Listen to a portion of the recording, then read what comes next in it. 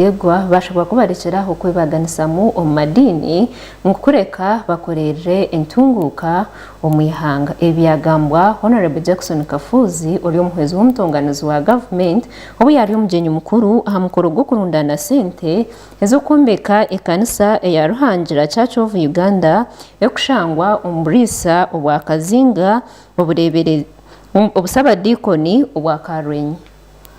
Honorable Jackson Kafuzi nagira ngo abantu kubarukwatanisa n'ekiri kurebeka nk'ekihango nicyoroba atiyo yahiga abakristayo kukora ekiri kubasika kurebeka ngo batungukira hamwe omuri Ruhango tufunze mukanisa ekyeturumu eberinche munonga onkati nyine amasiko ngo pato fundraising age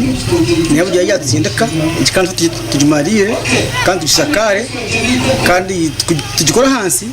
akusaba bando kujikufuna basabira hantaboneye. Honorable Jackson Kafuzi Karugaba aha mukorano gwo gumwe ayondire yashababazeire hamwe n'abareberezi babana ngo tamu ya kabiri yaza kutandika batwara abana baba amashomero aha bwanyentya nungi kugara abana amasomero kandi manyangu no kusoroza sente okutakora umuntu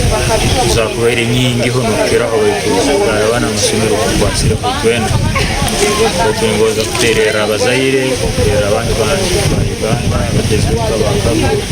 abantu bachakasaho kurwana muno ko kubakusobora kurwana abana amasomero okuba ukono someso mwana abantu bakora investment bo abahereza ba mukama bebembiro Reverend Misach Maiti bahigira bikiriza Kristo butosha okugumana basiba mukama kandi bakamuhereza ha bintu byabo aha kubangu tari mu kuferwa kureka harumwe kugoba akwaturira abantu binja babasiza kuhereza Ruhanga bakatungira mu mugisha